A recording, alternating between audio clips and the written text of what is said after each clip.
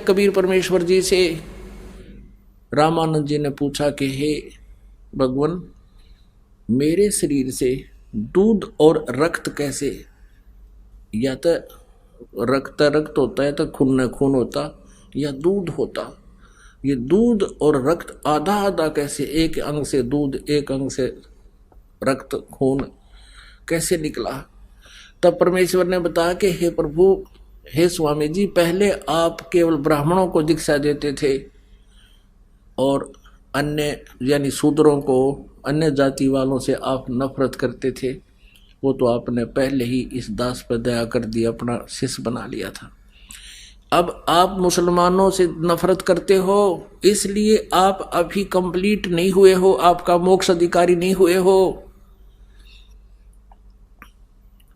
हिंदू और मुसलमान दो नहीं गुरुदेव, हम एक पिता की संतान हैं, उस एक परम पिता के घर से आए हैं। आज कोई हिंदू है, कोई मुसलमान है, भगवान के दरबार से हम एक जैसे आए थे। ये हमारी जो है ना अपनी कमजोर सोच है को 1.5 घंटे तक प्रवचन किया। इस धर्म की खाई को आटने के लिए 1.5 घंटे तक प्रवचन किया कि गुरुदेव आप मोक्ष अधिकारी नहीं हो सकते जो आपके दिल में ये नफरत है। तब रामानंद जी खड़े हुए।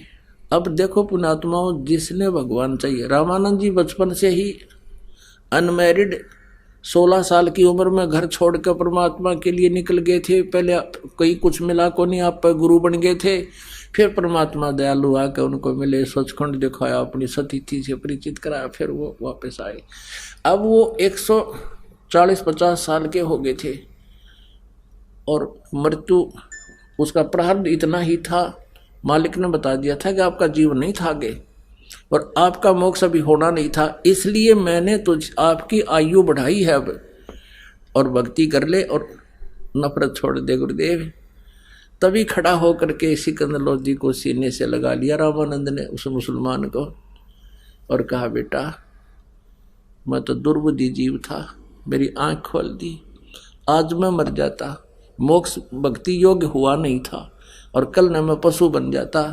परमात्मा ने कहा कि रामानंद जी, आज आप ब्राह्मण हो, हमारे संस्कार बहुत पिछले युगों युगों से मिले जुले हैं, अगला जन्म मनमाना आपका मुसलमान के घर जन्म हो जा, फिर आप हिंदुओं से नफरत करोगे। इस तरह के प्रवचन सुनकर रामानंद जी की आत्मा साफ हो गई, गदगद हो गया और सिकंदर लोधी को सीने से लगा लिया और कहा, बेटा मेरे से गलती होगी, माफ करना, मैं दुर्बुद्धि जीव था, ये परमात्मा मिल गए मुझे, इन्होंने मेरा सारा अंधेरा हटा दिया। उसके बाद रामानंद जी ने किसी से नफरत नहीं की। परमात्मा कहते हैं जब तक हमारे हृदय में इस तरह के भी खरपतवार ये भरे पड़े हैं तो भी हम मोक्ष अधिकारी नहीं। तो पुण्यात्मा, सतगुरु जो चाहे सो कर ही, 14 कोट दूत जम डर ही, ऊत भूत जम त्रास निवारे, और चित्रगुप्त के कागज पाड़े।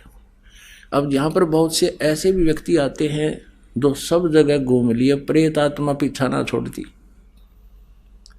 ऊत भूत होता है वो, और ये संस्कार होते हैं वो उनके।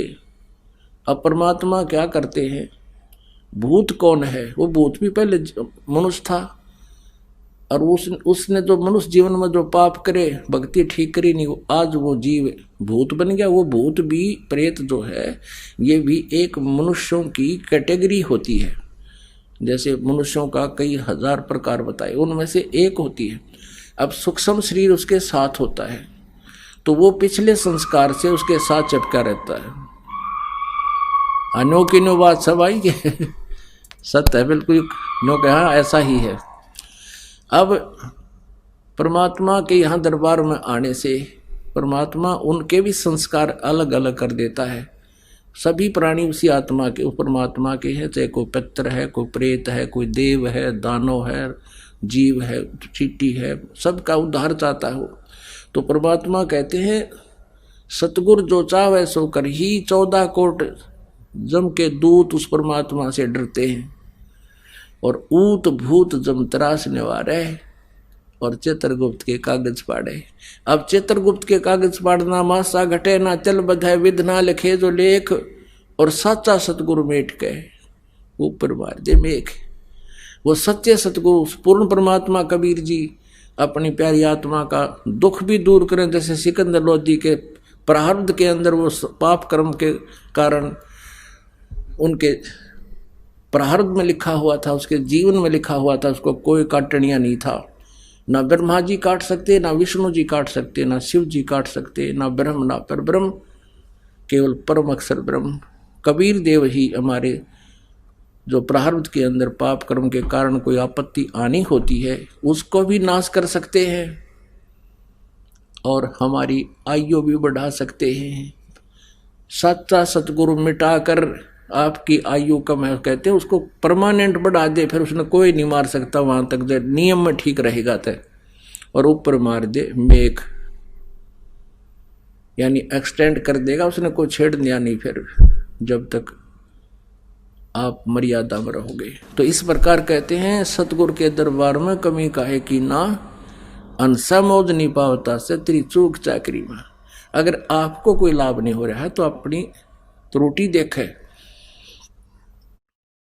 भाई मेरे से कोई गलती तो नहीं बन गई, साधना में कोई कमी तो नहीं है, फिर देखो अपनी त्रुटि ठीक करके और मर्यादा में रहते हुए साधना करो भगवान की, और फिर देखना उस परमात्मा की कृपा। पुण्यात्माओं आप सच्चे दिल से लग जाओ एक बार। कारण क्या होता है, यहाँ लेट लाभ जिसको मिलता है, जिसको देर से लाभ प्रारंभ होता है भगवान के दरबार में, उसका एक कारण होता है। एक तो ये कारण होता है कि उसका विश्वास ना होता है यहाँ का, और दूसरा कारण ये होता है कि हम मर्यादाहीन हो जाते हैं। यहां से हम नाम सुनकर नाम लेकर गए, किसी ने बहका दिया कि वहां जाते ठीक होगा, तो आप ये सोचते हो चल वहां चल लेते हैं, तो यहाँ का लाभ समाप्त हो गया, आपका नाम खंड हो गया। जैसे हम कनेक्शन लेते हैं बिजली का और वो कनेक्शन कट गया किसी कारण से, तो उस बिजली से जो लाभ होना था वो बंद हो गया आपका, तो फिर बेशक बटन दाबते रहियो, स्विच ऑन करते रहियो, कोई लाभ नहीं होगा। फिर मंत्र भी करते रहना, जिसका नाम खंड हो जाता है, परमात्मा का पावर का कनेक्शन कट गया। तो ऐसे हम लेट हो जाते हैं। यहाँ नाम उस समय ले जब आपका पूरा विश्वास हो जाए, ज्ञान अच्छी तरह समझे, और फिर आन उपासना नहीं करे। परमात्मा कहते हैं 100 वर्ष सतगुरु पूजा, एक दिन आन उपासी, वो अपराधी आत्मा फिर पड़े काल की फांसी। इस परमात्मा के नाम पर लगने के बाद अन्य उपासना नहीं करनी, फिर आपने केवल यही मंत्र करने, जो मर्यादा बता दी आखिरी सांस तक निभाओ, और कुछ ही दिनों में देखना रिजल्ट इस परम पिता परमात्मा का। आप सोच नहीं सकते वो सुख देगा आपको, क्योंकि समर्थ शक्ति है। बोलो सतगुरुदेव। परम पिता परमात्मा पूर्ण ब्रह्म, सारी सृष्टि के रचनहार, कुल मालिक कबीर परमेश्वर जी, ये हम सभी आत्माओं के परम पिता हैं, हमारे जनक हैं, यही हमारे हमदर्द हैं।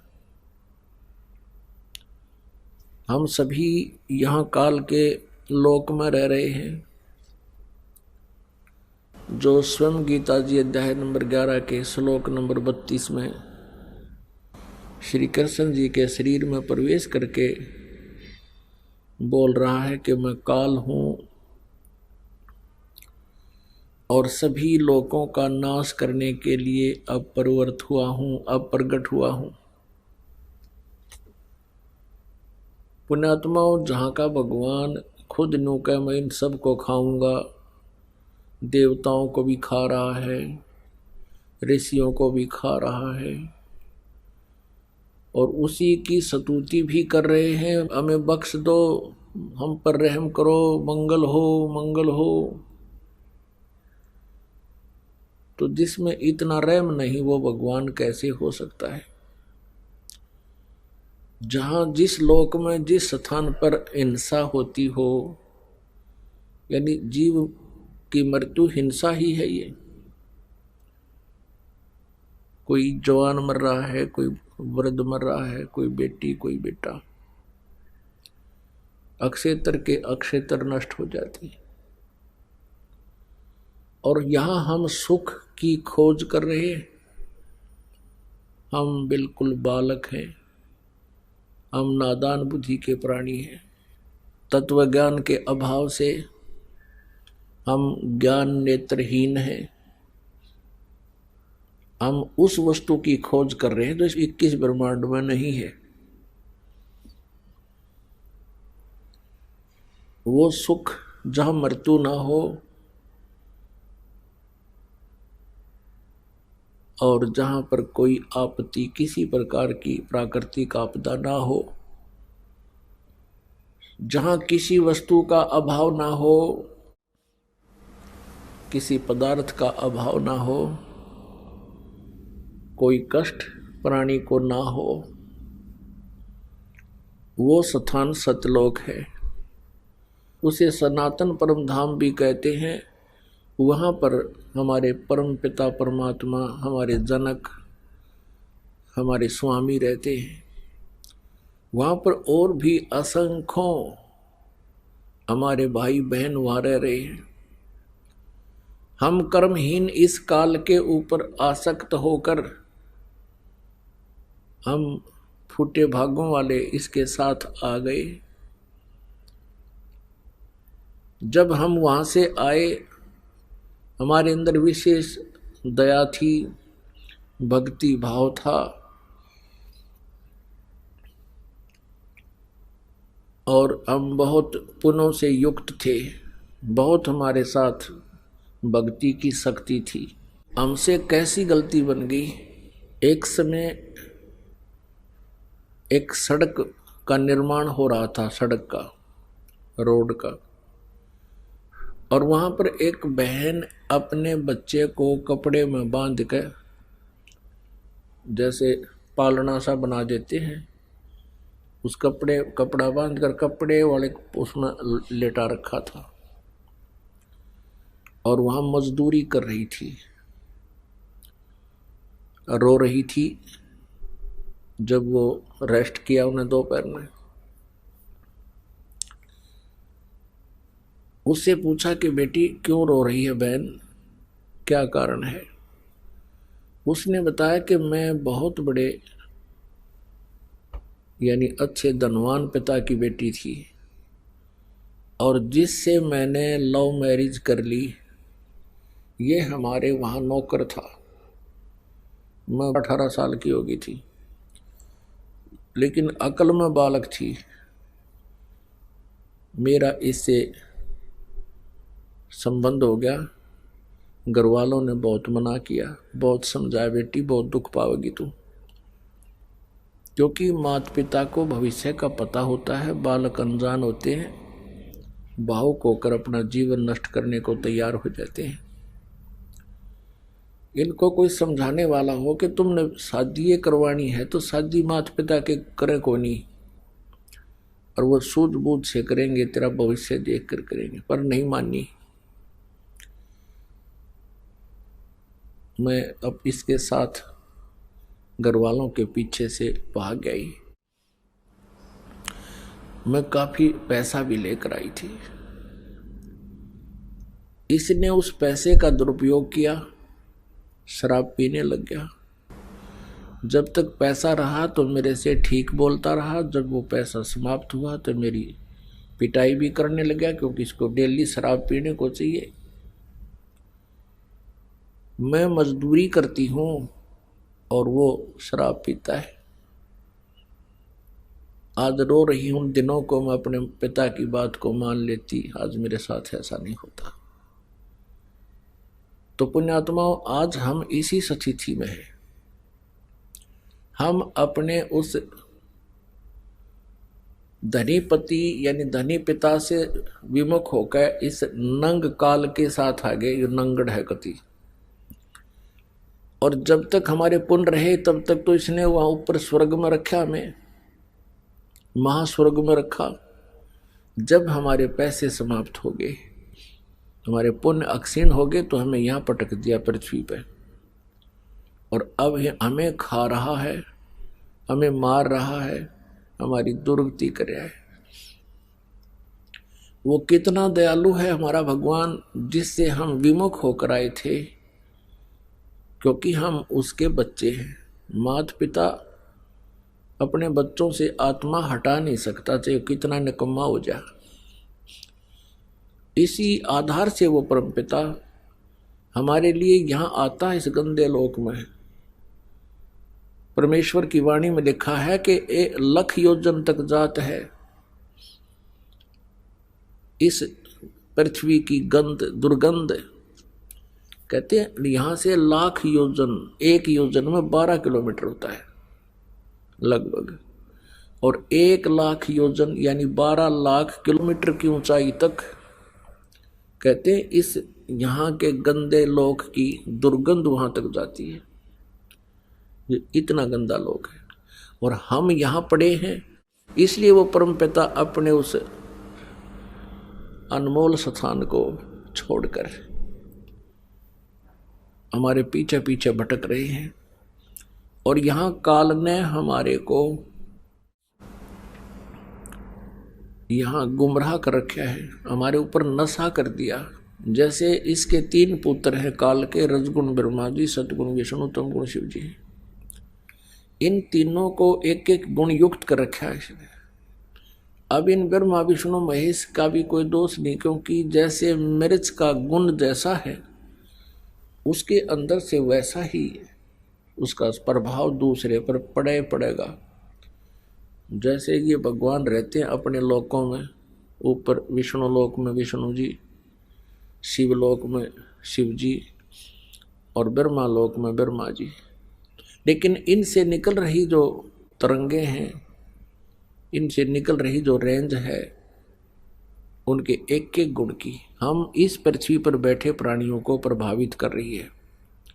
जैसे कोई छोंक लगता है सब्जी में मिर्चों का, तो साकार वस्तु रसोई में होती है, उसका निराकार प्रभाव दूसरे कमरों में बैठे हुए व्यक्तियों को भी प्रभावित करता है और उनको छींक आने लग जाती है, तो उनके बस की नहीं उन छींकों को रोक सके। ऐसे ही आज हमारी स्थिति है।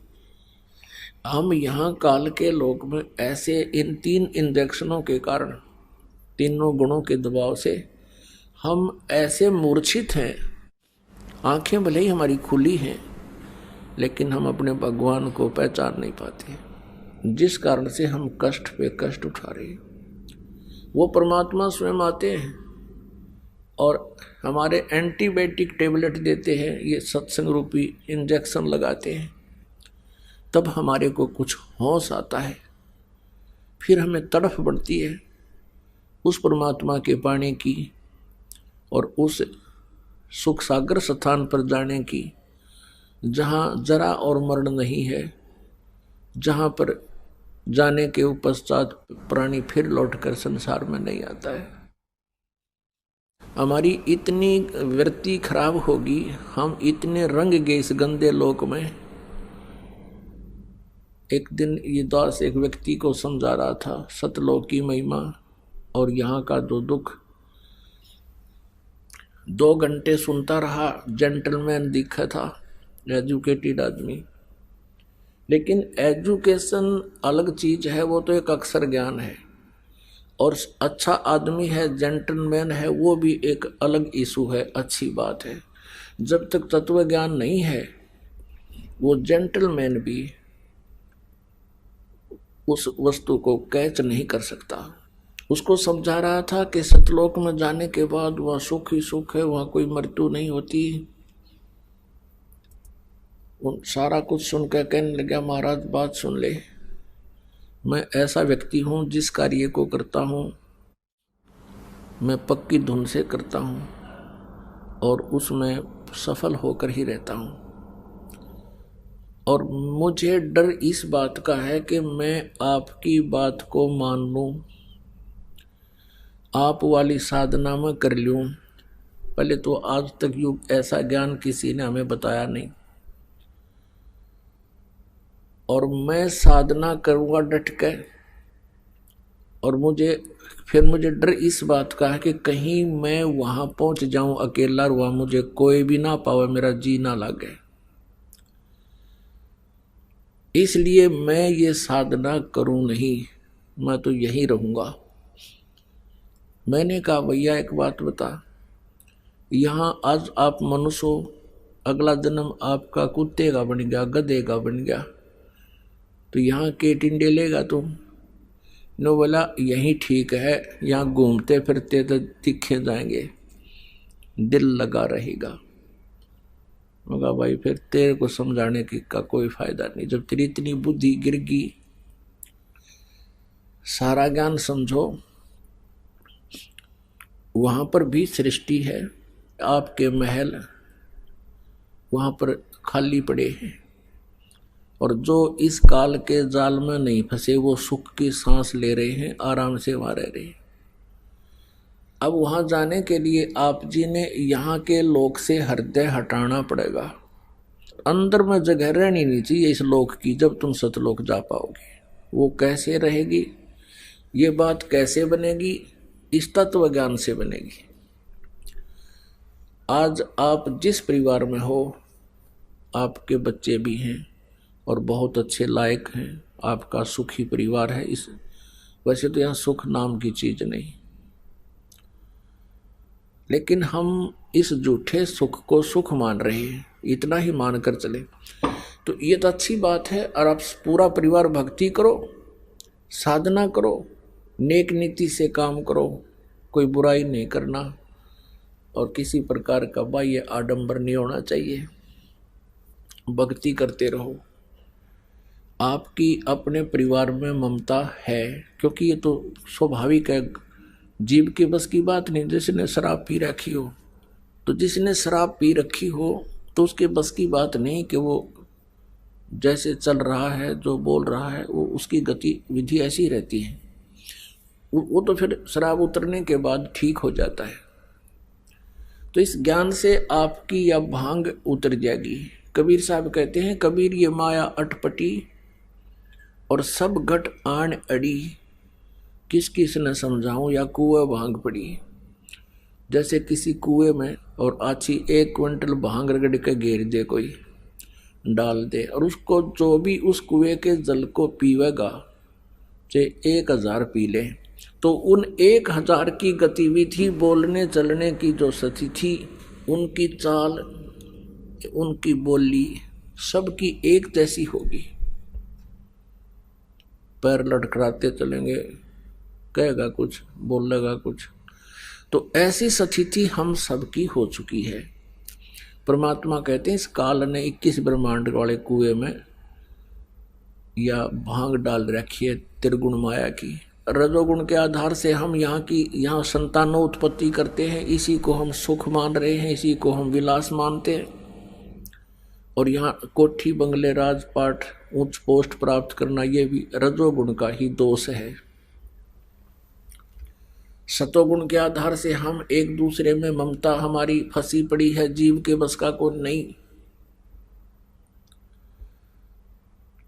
और तमोगुण के आधार से हम 1 मिनट में झगड़ा कर बैठे, ना जाने कहाँ किस स्थिति में पहुंच जाए, हिंसा कर बैठे। तो ये तीनों गुणों का दबाव प्रत्येक प्राणी पर है। तो हमने इस स्थिति को समझना है कि जैसे आप जी का परिवार है, इस ज्ञान से आपकी ये भांग उतर जाएगी, कम हो जाएगी। फिर आपको ये याद रहना चाहिए कि ये जो संतान है ये आपकी नहीं है। अपुण्यात्माओं, आप सुनते आए हो कि जगत का और भगत का सदा बैर रहा है, क्योंकि उनके विचारों में विरोध रहता है। जगत जो चलता है, जो भक्ति नहीं करता, वो न ज्ञान सुनता, वो काल के नियमों में रंगा हुआ है। और काल ने जो भी ज्ञान या नियम दे रखे हैं, वो हमारे को परेशान करने के दे रखे हैं, हमारे को मूर्ख बनाने के लिए, हमें यहाँ फंसाए रखने के लिए वो ज्ञान और वो विचार, वो रीति रिवाज बना रखे हैं, ताकि ये इन्हीं में उलझ पुलझ रहा रहे। तो इसीलिए कि संतान हमारी नहीं है। ये कल श्याम को भी बताया था कि ये जितनी भी आत्मा है परमात्मा की है, कि हम काल के लोक में आगे अब यूं इनका मालिक बन गया, नकली कंट्रोलर हो गया। हमारे एक दूसरे के साथ संस्कार जुड़े हुए हैं, उन संस्कार वश ही हम कभी पिता के रूप में जन्म लेते हैं और कभी फिर पुत्र के रूप में जन्म लेते हैं। उसी पिता के, उसी पुत्र के, जैसे हम पहले पिता थे और फिर किसी जन्म में वो पिता हमारा पुत्र होता है, हम उसके पिता होते हैं। और कभी हम पिता थे तो पुत्र हमारा पिता होता है। तो ये संस्कार ऐसे हमारे इस काल के लोक में फंसे हुए हैं।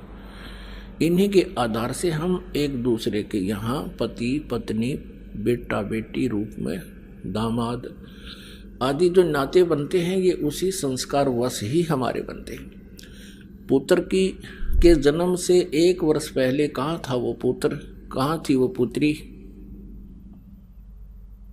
नाता जुड़ने से पहले कहाँ था वो दामाद, कैसे था आपका नहीं था। तो ऐसे ऐसे जैसा भी समय अनुसार ये स्थिति आती गई, हम उसको अपना मानते गए। शादी, लड़की का विवाह कर दिया, वो हमारा दामाद हो गया और बहुत आदर सत्कार करते हैं। फिर कल न किसी कारणवश वो नाता विच्छेद हो जाता है, तो फिर हम उसको किस संज्ञा से बात करते हैं? एक बहन कहने लगी एक दूसरी बहन से, उसको पता नहीं था वो दूसरे गांव से आई थी, जैसे गांव की लड़की दूसरी गांव में विवाह रखी हो। उसको इतना पता था कि इनकी लड़की का विवाह हो गया, लेकिन उसके विच्छेद का पता नहीं था कि वो तलाक हो चुकी है। और उसका पति उसने देखा शहर में, वो अपने घर आई, उसने अपने उस गांव की औरत से कहा कि चाची, शहर में आपका दामाद देखा था मैंने। पहले तो वो उसको बेटा बेटा करती थी, फिर कहती है मेरा लगता ना साला। वो तेरा गजब हुई है, पहले तो बेटा था, ये मेरा लगता ना साला। उसने हमारी लड़की छोड़ दी। तो हमारे ऐसे नाते हैं, अस्थायी जोड़ जुगाड़ है। तो ऐसे ही ये हमारे बेटा और बेटी माता पिता के नाते हैं। तो ये जो नाता हमारा जुड़ गया, इसको निभाएंगे हम। जैसे विवाह कर दिया बेटी का, तो वो दामाद है तो दामाद है ही है, हर नियम का पालन करते हुए, हर तरह उसको हर व्यवहार से खरा रहे उस नाते में। तो इसी प्रकार हम जब तक पिता पुत्र, बेटा बेटी का हम रोल कर रहे हैं, तो वो तो हमने सही करना पड़ेगा। ये भी इस भक्ति मार्ग का एक प्रथम नियम है कि कब फिर तोड़े वणिज व्यवहारम। हमने व्यवहार में भी खरा रहना है और बिजनेस के अंदर भी, लेन देन में किसी के साथ चीटिंग नहीं करनी, हम साधु नहीं रहेंगे। तो जब तक हम यहाँ हैं तो हम इनके एक हमारा ग्रुप है, परिवार है। लेकिन ये याद रखे कि कल मृत्यु होगी तो ना मैं इनका और ना ये आपके। अपने अपने संस्कारवश कोई कहीं जन्म लेगा, कोई कहीं जन्म लेगा। अब ये ज्ञान जो है ये सच्चाई है। और आप इतने बालक हो, आप इतने बच्चे हो, अभी बालक बच्चों का तात्पर्य कि आपको ये ज्ञान नहीं है, अध्यात्म ज्ञान नहीं है, तब तक आप ये इस दास के ज्ञान को सुन भी रहे हो और आप इसको नकार भी नहीं सकते, क्योंकि आपके गुरुजी कह रहे हैं। क्योंकि गुरु जो ज्ञान देते हैं वो गलत शिष्य नहीं मान सकते। तो आपकी स्थिति अभी ऐसी है जैसे छोटा बच्चा होता है और पिताजी कहीं कोई कार्य कर रहा है और वो पेन रखा है कहीं पर, उठा के वो बच्चा कहता है पिताजी, पापा ये क्या है? वो कहता है पेन है बेटा, पेन। वो कहता है पेन, पेन, पेन है ये। वो लड़का उसको समझ नहीं पा रहा है। इसलिए ए यानी प्रश्नवाचक शब्द बोल रहा है, वो ए करता करता उसको रख ही जाता है। अब वो ये समझ भी नहीं पा रहा कि ये पेन है, और नकार इसलिए नहीं कर रहा कि पिताजी कह रहा है।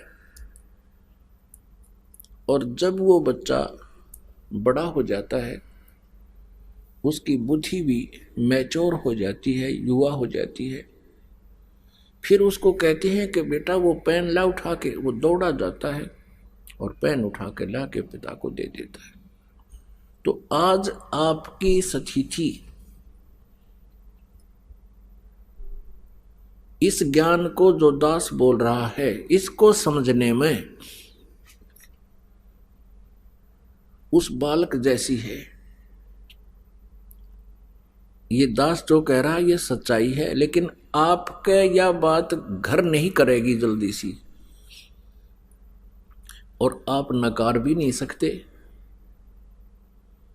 नकार इसलिए नहीं सकते, गुरुजी कह रहे हैं, और स्वीकार इसलिए नहीं कर सकते क्योंकि आपकी बुद्धि बालक है, आप बालक जैसी बुद्धि के हो। हमारी काल ने ऐसी बुद्धि कर रखी है एक दूसरे में मोह ममता की। जैसे एक भैंस का बच्चा मर गया और उसमें क्या करते हैं व्यापारी लोग, उस भैंस के बच्चे का अंदर का सारा सामान निकाल देते हैं। ऊपर का वो चाम और बाल सहित चाम होता है या खाल ऊपर की, उसके अंदर भूस भरवा देते हैं किसी चरमकार से, और उसकी दूम छोटी सी दूम लटकती रहती है और आगे मुंह भी नहीं होता, वैसे बना रखा होता है ऐसा। और वो उस भैंस के पास रख देते हैं। वो भैंस उसको अपना बच्चा मान लेती है और उसको लेकर के चल पड़ता है व्यापारी। भैंस उसके पीछे पीछे रया रया करती हुई चलती है कि मेरा बच्चा चल रहा है। अब उस भैंस की इतनी बुद्धि काम करती है कि ये मेरा बच्चा है, उसको दिखाई नहीं देता कि इसमें तो ये भूस भर रखा है, ऊपर चाम है इसके। अब उसके बस की बात नहीं है। तो पुण्यात्माओं, हम यहाँ जो नाते बनाए बैठे हैं, इस काल ने हमारे को इतना धोखे में रखा हुआ है, इतनी बुद्धि बना दी। ये क्या शरीर है मेरा, प्रत्येक का देखो। आपने कोई कुत्ता मरा हुआ देखा हो सड़क पे एक्सीडेंट के कारण, उसके अंदर से उसका सारा मटेरियल बाहर पड़ा होता है, निकला हुआ, उसकी तरफ देखा भी नहीं जाता। आंत न्यारी, मांस न्यारा, टट्टी अलग से है, उसका वो चाम रगड़ रखा होता है सड़क के ऊपर। अब वो मटेरियल आपके और हमारे और बच्चों के अंदर ऊपर चाम में मंड के पैक कर रखे, और इसमें हमारी कितनी ममता है। अब इसको आगे ज्यादा ना कहूं, समझदार को संकेत बहुत है। तो जब हमारे आप मैच्योर हो जाओगे, उसके बाद फिर आपका ये जो आज आपको ज्ञान दिया है, ये आपको भूल तो पड़ नहीं सकती, याद तो अवश्य रहेगी, लेकिन आपकी इसके ऊपर स्थिरता कब आवेगी, उसमें समय लगेगा। कैसे लगेगा कि आप भक्ति करते रहो, परमात्मा ने जो क्रियाएं बताई हैं वो करते रहो, दान धर्म भक्ति। इससे क्या होगा कि जो इस गुणों का प्रेशर इतना है, ये धीरे धीरे कम हो जाएगा। हमारे अंदर भक्ति का प्रेशर बढ़ जाएगा और फिर बुद्धि को वो प्रेशर स्थिर करने लग जाएगा। और एक समय ऐसा आएगा कि आपको ये सभी ऐसा नजर आएगा कि हम सचमुच गलत स्थान पर रह रहे हैं। फिर एक कृपा और होगी आप पे, जब वृद्ध हो जाता है इंसान। अब जैसे भक्तिहीन प्राणी भी वृद्ध होगा और भक्ति करता हुआ व्यक्ति भी वृद्ध होगा, ये तो नेचुरल है। जो भक्तिहीन वृद्ध होगा उसकी तो दुर्गति होगी। वो क्या सोचता है वृद्ध अवस्था में, क्योंकि वृद्ध अवस्था में क्या होता है, जैसे अपना तो लड़का लड़की कहीं और की, वो हमारे घर आवेगी, तो उस लड़की का जो व्यवहार कैसा रहेगा उनके प्रति, ये तो उस बेटी के स्वभाव पर ही डिपेंड करता है। फिर क्या होगा, वृद्धावस्था में कुछ कहा सुनी अवश्य हो जाती है, कभी बच्चा भी बोल देता है, कभी पुत्र वधू भी कह देती है। तो फिर क्या याद आते हैं भक्तिहीन प्राणी के उस माता और पिता को, एकांत में बैठ कर रोते हैं कि देखो हमने इनको ऐसे पाला पोसा, इनकी कितनी हमने सेवा की है, और देखो कितनी मेहनत से इनको पाला, आज हमें क्या सुनने को मिल रहे हैं। वृद्धावस्था में क्या होता है कि बूढ़ा आदमी अपने अनुभव को अपने बच्चों को बताने की चेष्टा करता है, और वो कोशिश करता है कि बालक मैं कहूँ ऐसे ही करे। लेकिन उस वृद्ध की अवस्था में और बच्चे जब जवान होते हैं तब तक बहुत समय बीत चुका होता है, तो बच्चे अपने समय के अनुसार बाहर के समाज को देखते हुए अपने कर्म क्रियाओं को करते हैं, जो उस बुजुर्ग को पिता को गंवारा नहीं होते, जिस कारण से वो बात बात पर उन्हें टोका टाकी रखे। यूँ कहेगा तुम तो नाश करोगे, तुम ऐसा करते हो, हम तो ऐसा करते थे, हम कभी ऐसा नहीं करते थे। शुरू में हमने देखा कोई गांव में ये टूथपेस्ट ले आता, तो उसको टूथपेस्ट कौन लाता, जो नौकरी वाला हो या कोई बाहर शहर में रह रहा हो, तो उसके बारे में बातें बनाया करते, देख नाश करेगा, यूँ तो पता नहीं क्या बन गया।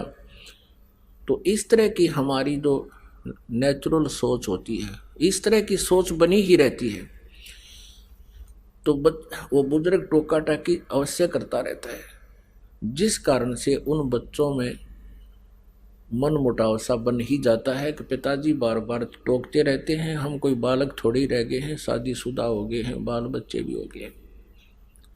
तो इस तरह का जो माहौल बिगड़ता है, वो भक्तिहीन प्राणी, ज्ञानहीन बूढ़ा वृद्ध या जो है ना एक न्यारी खराबी करा करे, एक विशेष अशांति का कारण बनता है। एक समय क्या हुआ कि एक वृद्ध मृत्यु को प्राप्त हो रहा था और उसकी जुबान बंद हो गई। उसके बच्चे निकट आए, क्या हो गया पिताजी को। पिताजी कुछ ऐसे संकेत कर रहा था, ना हाथ हिल रहे थे ना जीभ उठ रही थी, ऐसे संकेत कर रहा था। अब उन्हें सोची कि पिताजी कुछ बताना चाहते हैं, उनको ये शंका होगी कि पिताजी कहीं धन दाब रखे, धन यानी पैसा या सोना आभूषण दाब रखे हैं कितना जमीन में। पहले ऐसे ही करते थे, चोरों के डर से जमीन के अंदर पैसे छुपा दिया करते थे।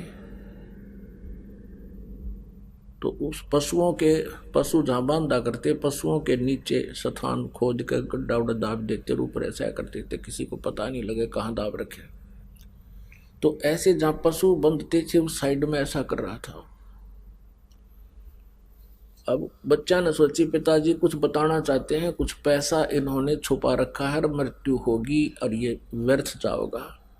उस गांव में एक व्यक्ति था, वो ऐसा इंजेक्शन लगा देता था कि यदि श्वास शेष है उसके तो उसकी जीभ उठ जाती थी, वो बोल के 1-2 मिनट मुश्किल से वो बोल सकता था, जैसा भी 1-2 मिनट, और वो 500 रुपये लेता था। वो दौड़ के गया, एक जना उनसे लाया, डॉक्टर को बुला के कि हमारे पिताजी के वो इंजेक्शन लगा दे जिससे ये बोल पड़े। उसने 500 रुपये रखवा लिए, 500 रुपये दो पहले, 500 रुपये ले लिए, उसके इंजेक्शन ला दिया। वो बूढ़ा ठीक हो गया बुजुर्ग। तो लड़के कहने लगे हाँ पिताजी पता क्या कहो है, क्या कह रहे हो, जल्दी बताओ जल्दी बताओ। कहने लगा रे तुम कित मर गए, यो गाय का बच्चा झाड़ू खा ली, देख देख तुम कहाँ नाश करोगे मेरे पास है, ये झाड़ू खा ली गाय के बच्चे ने। नो कह बुढ़ा तो मर गया। अब वो लड़के बोले बाबू या झाड़ू 500 रुपये में पड़ेगी तेरी, वो तो गया बूढ़ा मर गया। अब हमारी एक तो यह स्थिति होगी बुढ़ापे में जो भक्ति नहीं करते, हम चाहेंगे बच्चों का लाभ करें, होगी आनी, क्योंकि उस स्थिति बदल चुकी होती है। और जिस घर में भक्ति नहीं वहाँ कलह रहती है। परमात्मा कहते हैं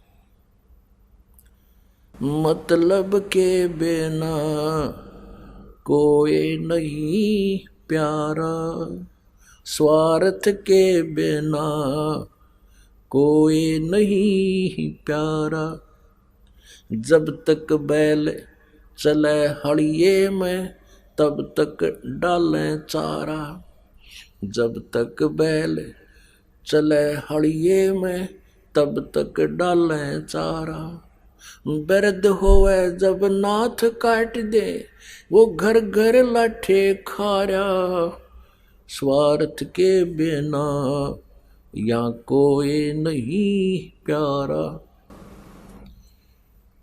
फिर क्या बताते हैं भाई, बिरध होवे जब पड़े खाट में सुने वचन खारी, बिरध होवे जब पड़े खाट में सुने वचन खारी, कुत्ते तावण का भी सुख को ना ये छाती फूकण हारे, मतलब के बिना कोई नहीं प्यारे।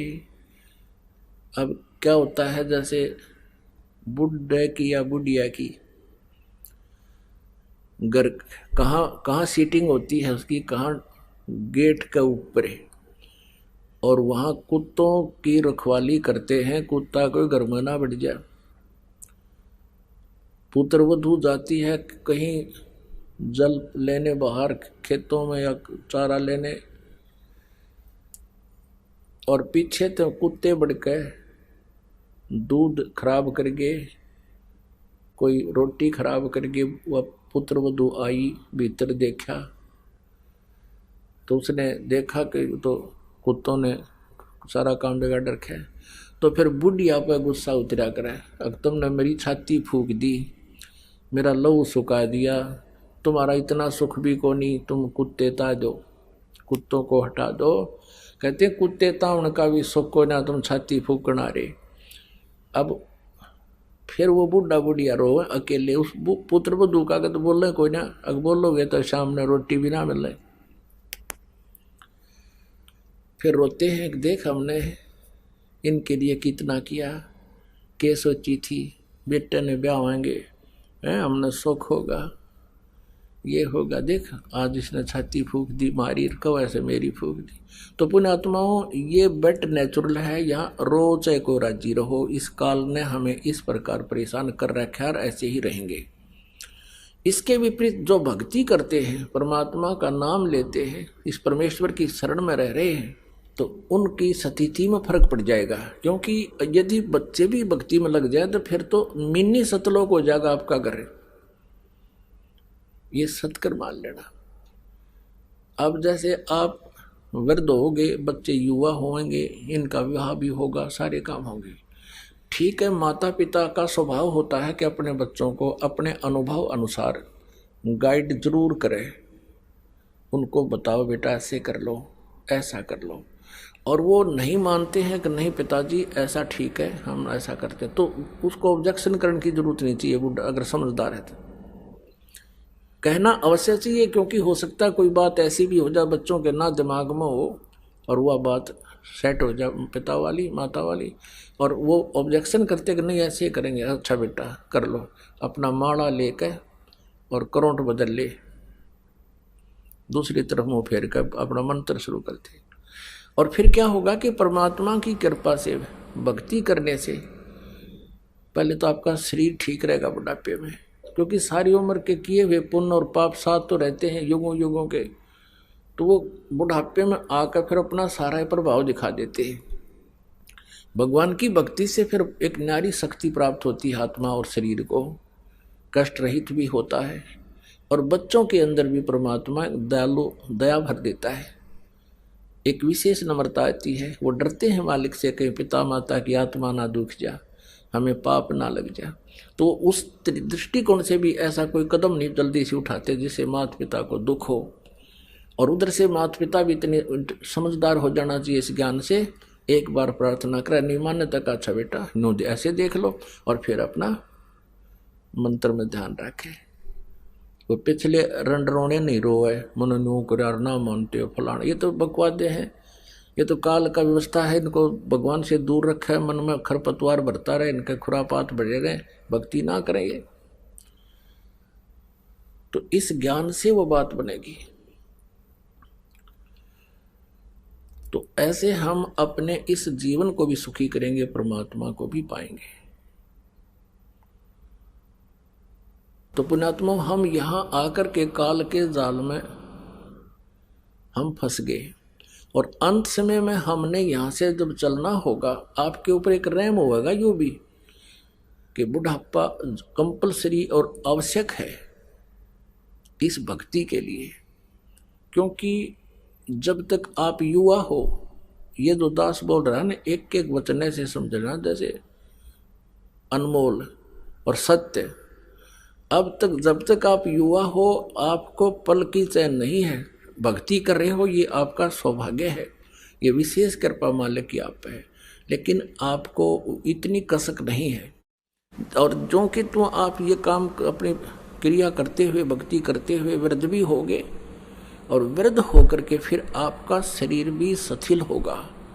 आपके शरीर में भी कोई छोटा मोटा ठूठा बनी रहेगी, कोई कष्ट आ गया, कभी जाड़ पड़वानी, कभी आँखें तो दिखना बंद हो जाए, नो डर रहेगा, भगवान का जानदा हो जाऊं, ये मालिक क्या, तो दूना भगवान याद होगा। और फिर आपको ये वचन जो आज दास बोल रहा है, ये उस समय सारे ऐसे हो जाएंगे जैसे रजिस्ट्री कराए पाछे पक्का काम हो जाता है। आपको ऐसे दिखेंगे कति सच्ची कहे थे उस दिन, तब सेट होगी आपको यह बात।